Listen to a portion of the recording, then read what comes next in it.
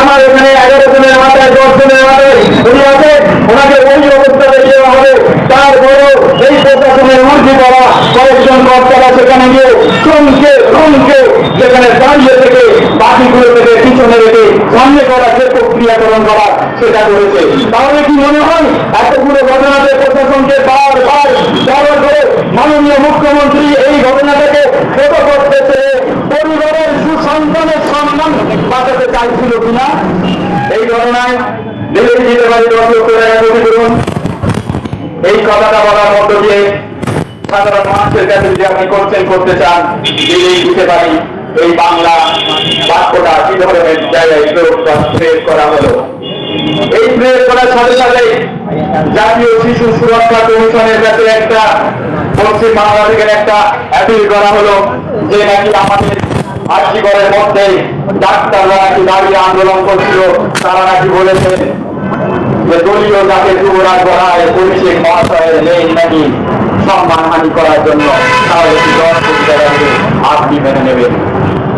কি দারুণ রাজনীতি হচ্ছে এখানটায়, ভেবে দেখুন যে ভাই আজকে রাজনীতির তদন্ত করতে গিয়ে আজকে মমতা ব্যানার্জি ধরে নিলাম, এটা চাপা দিয়েছে, আপনি আমি মেনে নিলাম, সিবিআই হাইকোর্টের দ্বারাই ছুটে আসলো।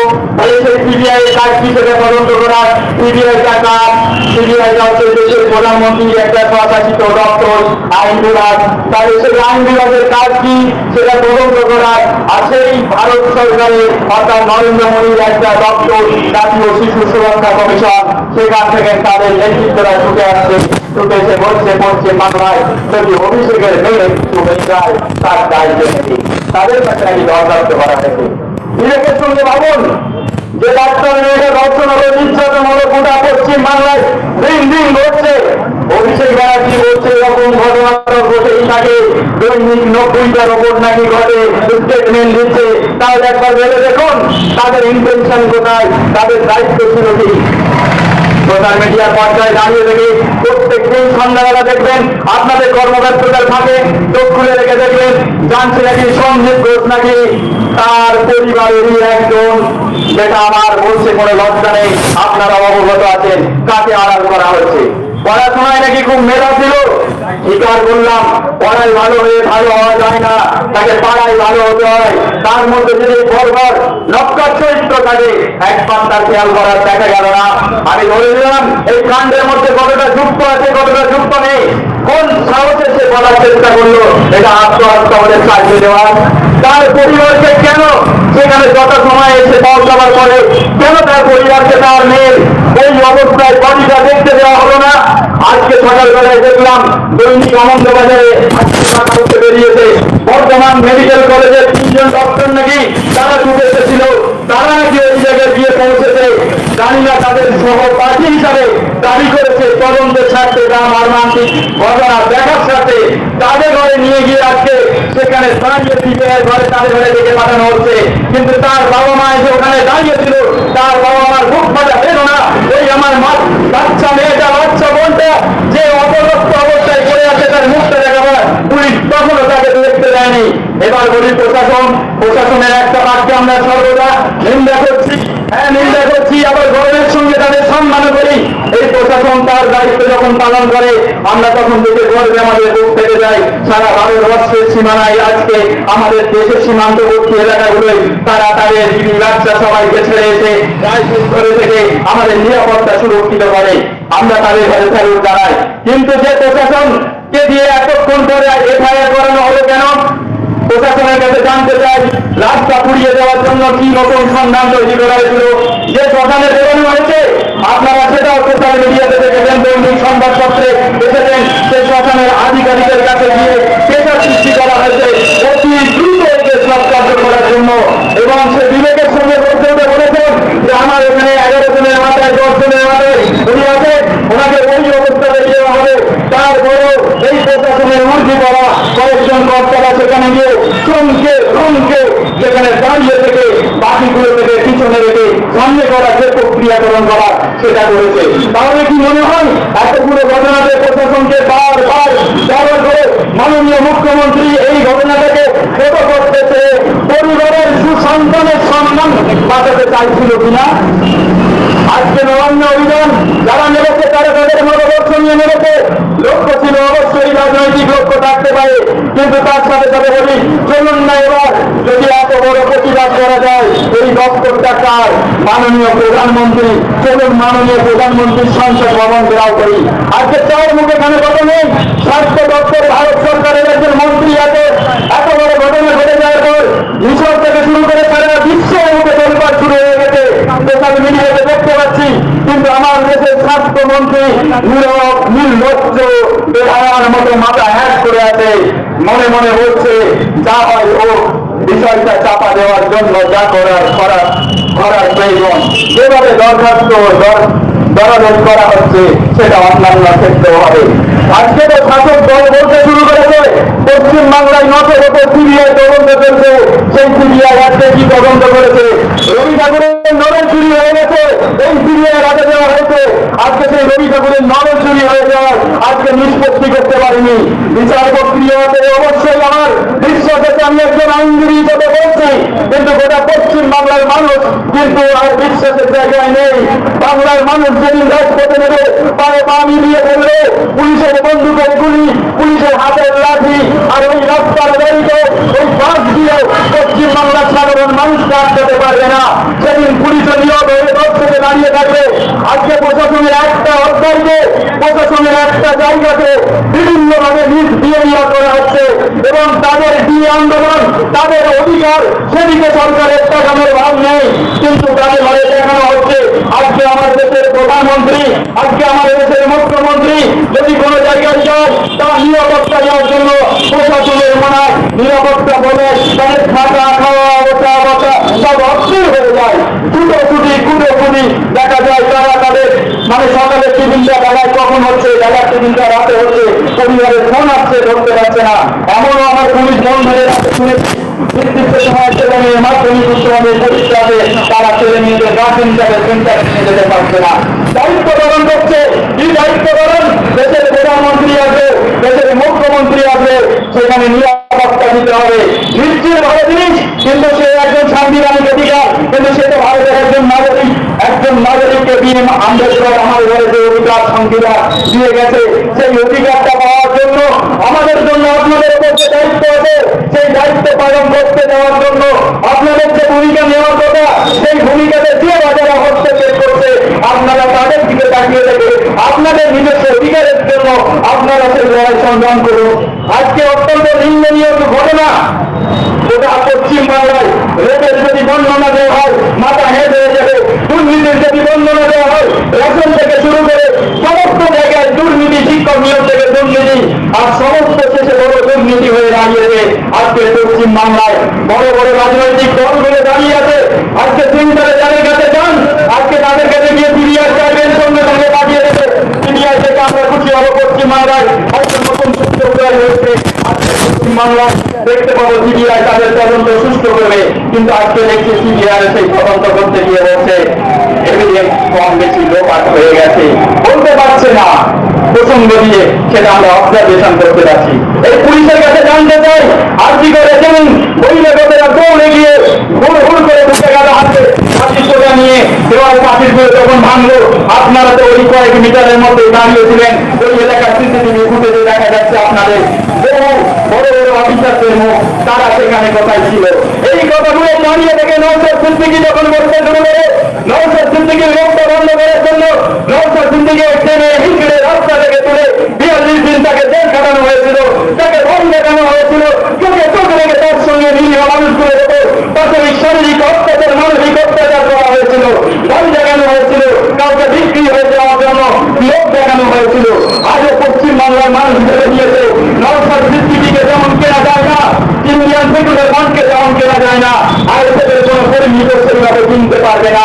আইএসএফের কর্মীরা পশ্চিমবাংলার অন্তর্গত অঞ্চল থেকে তারা রাজপথে নেমে আছে, রাস্তায় এলিতে গলিতে তারা তাদের সমর্থন মতো তারা তাদের প্রতিবাদ জানাবে। এবং আগামী দিন আমরা শুক্রবার রাজপথে কলকাতায় ডাক দিয়েছি, যে আওয়াজ নওশাদ সিদ্দিকী দিয়েছে যে আমি একা, আমার মনের মুখ, আমার সংবিধান আমাকে যে অধিকার দিয়েছে। তিনি একটা কথা বলেন বারবার, আপনারা লক্ষ্য করে দেখেছেন, আপনি যে কথাটা বলছেন আইনের উপর কোথায় আছে আমায় দেখিয়ে দিন, দেখবেন প্রশাসন তখন চুপচাপ থাকে, দাঁড়িয়ে থাকে। একটাই রাস্তা সেখানে দাঁড়িয়ে থেকে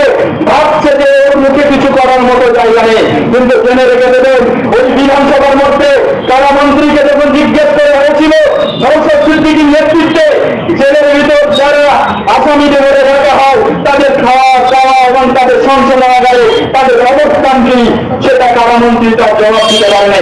এই পশ্চিমবাংলার নির্লজ্জ ঘটনা শুনলে লজ্জা লাগবে, বুক ফেটে আসবে। ড্রয়িং করে ছেলে মেয়ে যে কেউ করতে পারে, আমি মাত্র তাদের ঘরে জেলে যখন ছেলে পাঠানো হয়, বিভিন্ন ছেলে পাঠানো হয়, কত কুমারী মা বোন নয়, কত আমার মা বোন তাদের থেকে প্রেগনেন্সি হয়ে বাচ্চা ধারণ করেছে, তাদের উপর অত্যাচার করা হয়েছে। এই রিপোর্ট আমি বলছি না, সরকারের রিপোর্ট বলছে এই রিপোর্ট। তাহলে বলুন আজকে পশ্চিমবাংলায় একজন নারী মুখ্যমন্ত্রী হয়ে পশ্চিমবাংলার বুকে আজকে জেলের নিরাপত্তা নেই, হসপিটালের নিরাপত্তা নেই, শিক্ষা প্রতিষ্ঠানের নিরাপত্তা নেই, রাষ্ট্রতে নিরাপত্তা নেই। আজকে আপনি বলছেন লক্ষ্মীর ভান্ডার, আপনার লক্ষ্মীর ভান্ডার গাছ টাকায় আপনি আপনার দোকানটা বাড়িয়ে নিয়েছেন, বিধানসভায় দাঁড়িয়ে থেকে মন্ত্রীদের বেতনগুলো বাড়িয়ে নেওয়ার বিল পাস হচ্ছে, আর আজকে তাদের সাধারণ সরকারি কর্মচারীদের বেতন বাড়ছে না। এইরকম বলতে গেলে অনেক কথা বলা যায়। এই সরকারের একটা প্রকল্প দেখাতে পারবেন না, যে প্রকল্প জনগণের হয়েছে, সেই প্রকল্প শুরুটা ভালো হয়েছে, মানুষকে আবেগ থাকিয়ে দেওয়া হয়েছে, স্বাস্থ্যসাথী কাজ করে দেওয়া হয়েছে, হসপিটালগুলোতে নিরাপত্তা দিতে পারে না। আর্জি করে যদি সেদিন পুলিশ প্রশাসন ঠিক থাকতো, দাঁড়িয়ে থাকতো, তাহলে আর্জি করে আমার 50 সেদিন এরকম নির্যাতনের শিকার হয়ে প্রাণটা যেত না। আপনি আমি জান আর্জি করে এখন ডক্টর মুখে দেখেন রুগী নিয়ে যাচ্ছে, এই প্রশাসনকে কখন কোথায় কিরকম ট্রেনিং দেওয়া হবে জানি না। এত তৎপর হয়ে গেছে, মানে রুগীর ইমার্জেন্সি চিকিৎসা হতো, তারপরে তাকে দান করিয়ে থেকে তাকে সার্চিং করছে, নিশ্চিত হয়নি। কিন্তু এই তৎপরতার মধ্যে সেদিনের তৎপরতা করতেন পরে সমাজ জানতে চায়, নওশাদ সিদ্দিকীর নেতৃত্বে এই কথাগুলোর মানুষের কাছে তুলে ধরতে চায়। ইন্ডিয়ান সেকুলার ফ্রন্ট আমরা কারো রাজনৈতিক বিরোধীদের জায়গায় করবো, কিন্তু আপনার যদি কর্মকাণ্ডের বিরোধিতা থাকে, প্রকাশ্যে দাঁড়িয়ে থেকে জনগণ সাধারণ মানুষকে সাথে নিয়ে তার প্রতিবাদ করবো। আপনি যদি মনে করেন আমাদের ছেলে করবেন, আপনি আমাদের ছেলে করতে পারেন। আপনি যদি মনে করেন আপনার কেটে বাহিনী দিয়ে আমাদের উপর অত্যাচার করবেন, বিগত দিন আমাদের উপর অত্যাচার চালিয়েছেন, সেই অত্যাচারকে আমরা কোন রকম কিছু মনে করি না। আপনি যদি মনে করেন আমাদের মিথ্যা মামলা দেবেন, আয়োজনের কর্মীদের মিথ্যা মামলা দিয়ে জোরকে দিয়ে তাদের যে দাঁড়িয়ে রেখে সেখানে মানে সবজি বিক্রি করে, সেই সবজি বিক্রির জায়গায় গিয়ে বলতে পাঠিয়ে নেতারা এটা আমার জায়গা করে দাও আমার দখলে, এই অত্যাচার কেউ আয়োজনের ছেলেমেয়েরা কোনোদিন তাদের মনে কষ্ট নেয়নি। তারা এগিয়ে যেতে চায়, তারা নতুন সূর্য দেখতে চায়। 2026-এ নতুন সূর্য বিধানসভার মধ্যে আয়োজনের প্রতিনিধিরা দাঁড়িয়ে থেকে এই সরকারকে ডক্টর গৌরব করে দর্শন করবে তাদের বিরোধিতার জন্য। যে শাসক দলের মন্ত্রীরা তাদের কাছে তাদের বিষয় জানতে চাইলে তারা মুখটা আদায়ী করে এর উৎপত্তি থেকে মাননীয় মুখ্যমন্ত্রী রেখে যাবে কিনা, আমার দপ্তর কেড়ে নেবে কিনা। আজকে বলতে চাই, এরকম ভাগের বাচ্চা আগামী দিন ডঙ্গুর বিধানসভা থেকে প্রতিনিধিত্ব করবে। আগামী দিন ডঙ্গুরের মানুষের বিবেক চেতনা বদলে দিয়ে দেখবে যে ডঙ্গুর বিধানসভাতে এর আগে যাদের পাঠিয়েছি, আগামী দিন ইন্ডিয়ান সেকুলার ফ্রন্টের পক্ষ থেকে প্রতিনিধিত্ব করে বিধানসভায় দাঁড়িয়ে থেকে এই ডঙ্গুর এলাকার বিভিন্ন রকম ধরনের অত্যাচার, বিভিন্ন রকম সামাজিকভাবে পিছিয়ে দেওয়া, ইচ্ছাকৃত পিছিয়ে দেওয়া, আজকে এই এলাকার উন্নয়নকে চেপে রাখা, সাধারণভাবে ভোটের সময় দাঁড়িয়ে থেকে হাইয়ালো করে এলাকার মানুষকে বিচ্ছিন্ন করে রাখা, সেদিন মেনে নেবে না। সেদিন নওশাদ সিদ্দিকীর সামনে দাঁড়িয়ে থেকে বিধানসভার ভেতরে আজকে যেমন বেরকুমতে দাঁড়িয়ে কথা বলছে, আজকে 294টা বিধানসভার ভিতরে ভাবতে অবাক লাগুন। আপনি যদি একটা চাকরি করেন, আপনাকে যদি বলা হয় আজকে একবার বাঁকুড়ায় যান, কালকে পুরুলিয়ায় যান, কালকে মেদিনীপুরে যান, কালকে দার্জিলিংয়ে যান, আপনার একটা শরীর আছে।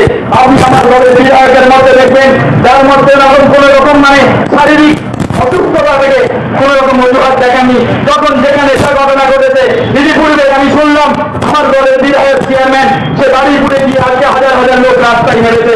আজকে তার কি করার দরকার ছিল? গোটা পশ্চিমবাংলায় 293টা এমএলএ বিভিন্ন করে বলছে সেখানে তার মেলাতে পারত। আজকে সরকারের সাথে সাথে সাথ মিলিয়ে দিলে আজকে তার অনেক আর্থিক উন্নয়ন হতো, সামাজিক মান সম্মান বাড়ত, লাল বাতি গাড়ি দিয়ে হয়তো তাকে মন্ত্রিত্ব হয়তো দিয়ে দেওয়া হতো।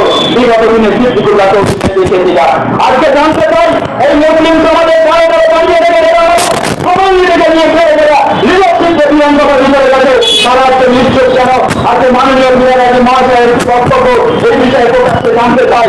আজকে তাদের কি বক্তব্য জানতে চাই, আজকে সিদ্দিকুল্লাহ চৌধুরী এই বিষয়ে কি বক্তব্য জানতে চাই, তার কারণে জিজ্ঞেস করতে চাই আপনার পরিবারের মেয়ের সঙ্গে যেটা হতো আপনি কি বলবেন এটা আত্মহত্যা, পুলিশ